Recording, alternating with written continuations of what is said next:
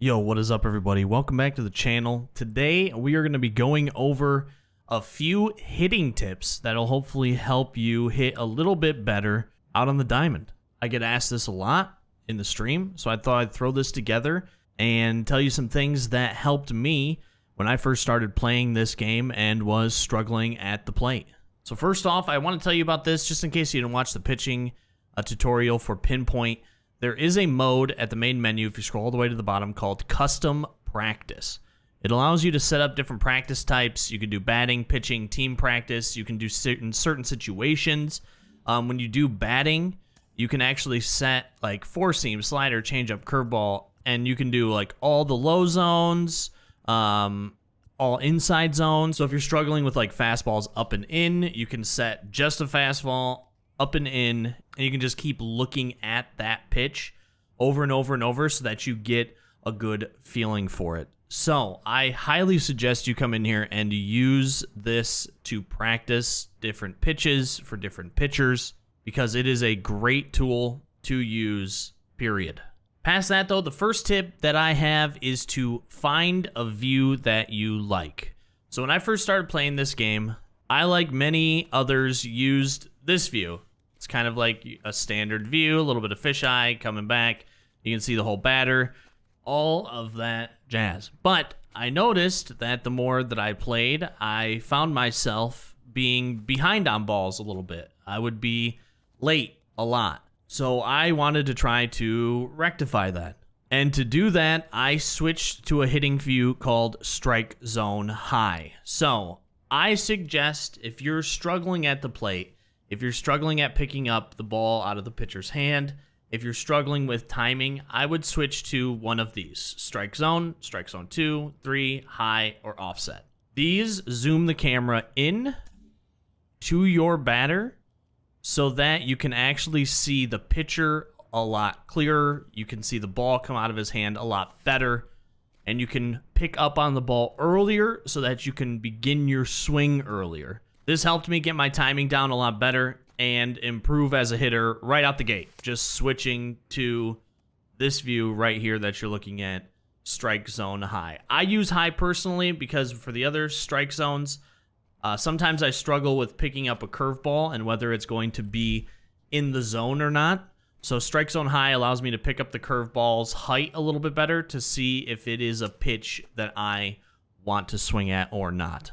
So the second tip is to be patient. This is something that I still struggle with now. Patience at the plate means that sometimes if the ball is in the zone, it may not be the best ball to swing at. What if a slider is moving, down and away on you? It's in the zone. What if you're set up high and you can't get down to that slider? You may make contact with it, but it may be bad contact. It's okay to take pitches. You don't have to swing at every single strike that is thrown. Wait for your pitch. If you want that four-seam fastball, if you're waiting for that four-seam fastball, sit on that four-seam fastball. Wait for the pitcher to make a mistake. Don't try to force a hit. Be patient. Take strikes. Work counts.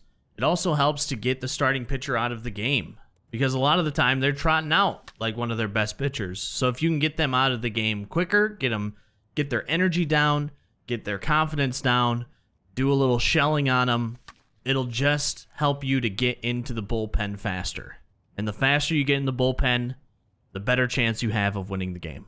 The third tip, and probably I would say the hardest tip for me when I was starting out, you have to find the release point for the pitcher.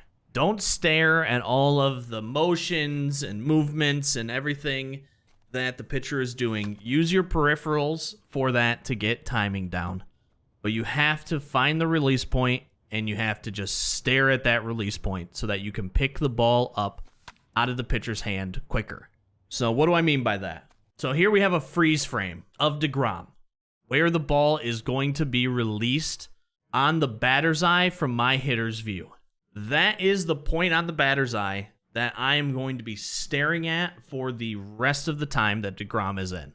The first few pitches of a game, I will find that spot, and I will stare at it for every single pitch that is thrown at me. Again, I'll use my peripherals to see the motion to get timing, but I'm looking at that spot so that I can pick that ball up out of his hand immediately. This helped me not only get what pitch was coming at me, but also a location of where that pitch is going to be. Now, are you going to get fooled sometimes? Absolutely. You can't make great contact on every single pitch that's thrown at you. It's just not going to happen unless you're just an absolute freak at this game. But if you can at least make good contact on the ball, that's going to result in hits, runs, and just an overall better experience for you in the batter's box. So finding the ball at the release point and tracking it from there helps tremendously.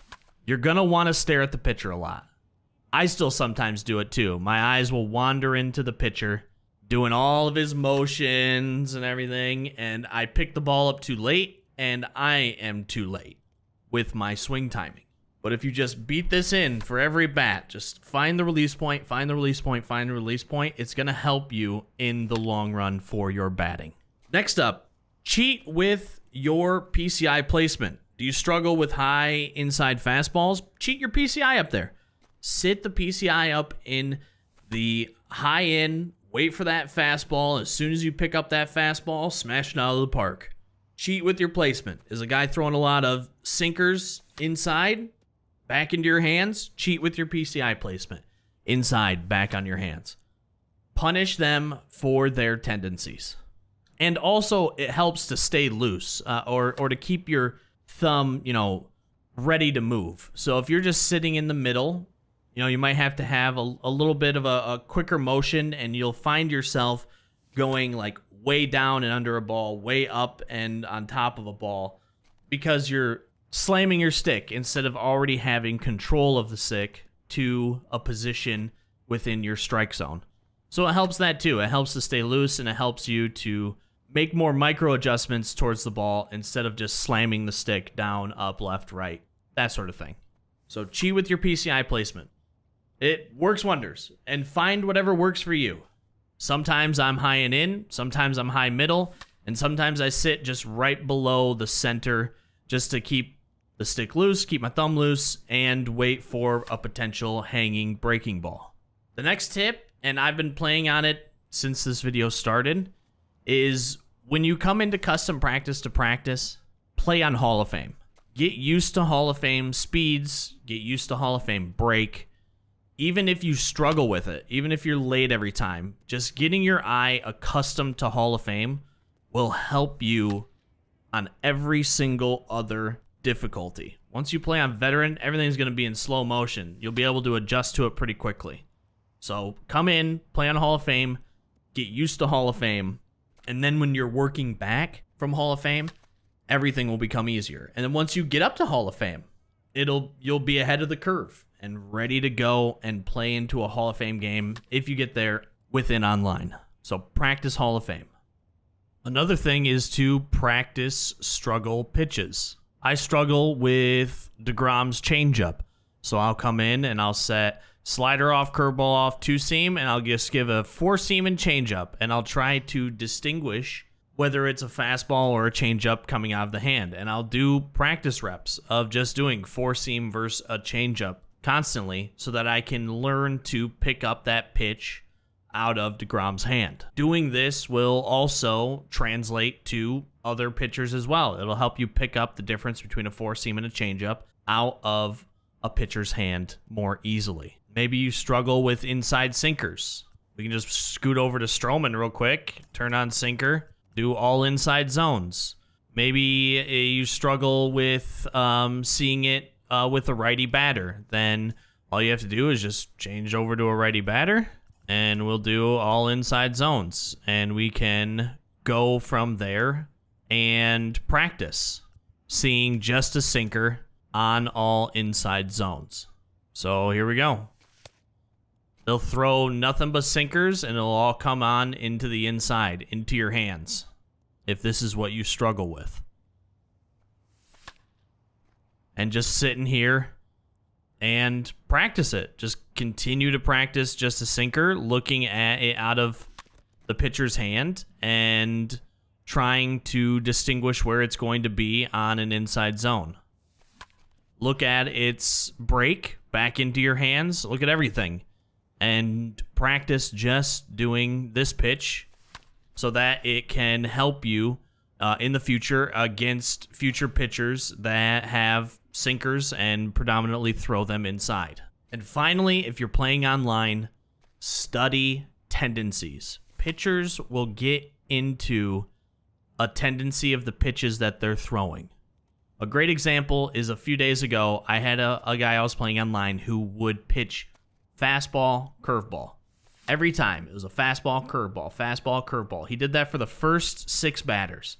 And I got a hold of him a couple of times within those first 6 batters as well. But then on the 7th, the 8th, and the 9th batter, it was hit, home run, double, and he stopped doing it after that. Learn people's tendencies. People seem to always get into a set pitch sequence that they like to do. Most people will also have a certain strikeout pitch. Usually online, that's slider low and away, forcing fastball in and high, and a sinker back into your hands. Those are probably the most common, I would say, strikeout pitches that are used online. So practice those. Wait to see if they are moving towards that tendency. Set up for it, prepare for it, and then adjust accordingly if another pitch is thrown. Sometimes a foul ball is just as good as a ball.